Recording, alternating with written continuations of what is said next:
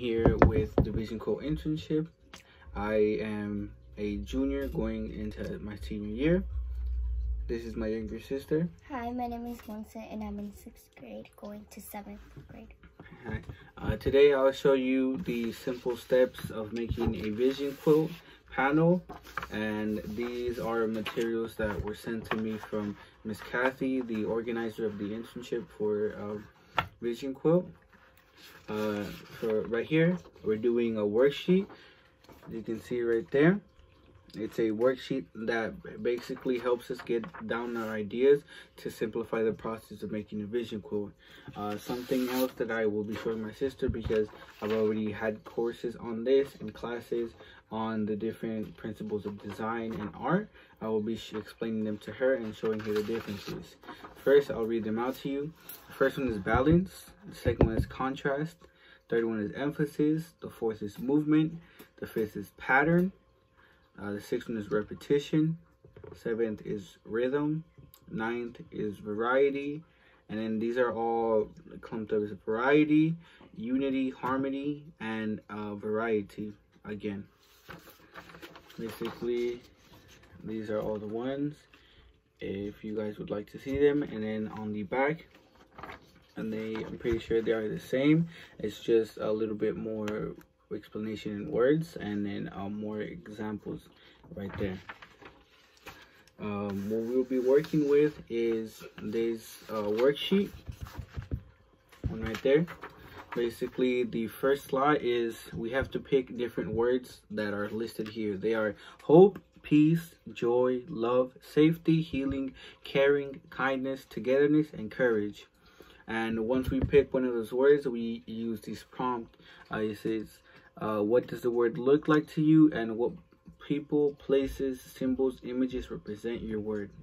And we do a little reflection, whether it's you writing something down or you having an image, preferably an image, because then it will help you have a better image on your Vision Quilt. The second one is draw a picture using your ideas to show what other people you think and feel about your word. So the first one is what you think about it and following this, and then the second one is what do you think other people feel about it and what it represents for them, whether that's your family or just strangers that you've had experience with. The third question is, you've been given a piece of fabric. How can you use that fabric in your plan? I'm pretty sure there's a piece of fabric in here, but just for the means of the video, we'll open it up later. And the fourth one is, tell me about your image. We'll use your thoughts as a caption under your art when we exhibit it. Basically, this one's a writer's or artist statement, which I've done in my art classes before. It's pretty self-explanatory. You just give a little summary of what you were thinking and why you did the art piece. Do you get this, or do you want any further explanation?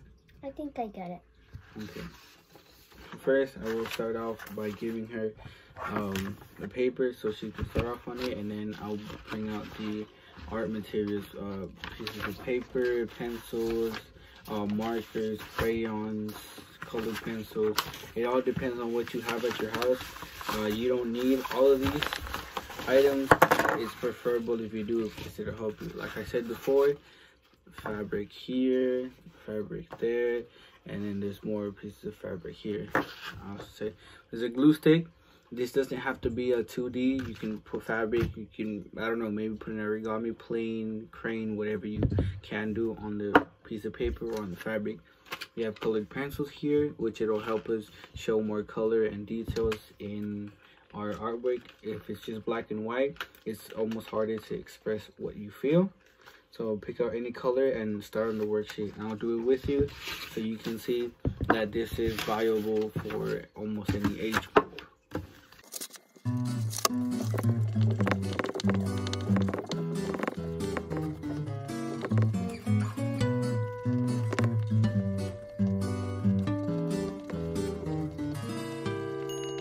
These are the final projects.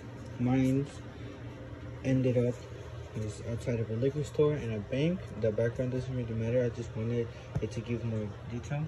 So this shows a young girl with a mother. But I chose this because I grew up in a single parent household with two of my sisters, and I respect my mom because she's always made me feel safe. Even though she was scared to her boots, She'd always made me feel like she was a superhero. The one that my sister chose is a girl first by herself at a playground with no friends, and the second one is two girls come up to her and try and be her friends to see why she's sad, and they end up explaining that, or she ends up explaining that she didn't have any friends, so she's sad. And then they ask her if they want to be friends, and after all, she ends up happy. She chose this because throughout the years she has had lots of fallouts with friends, and she doesn't want the same for other people. She wants them all to be compassionate towards each other.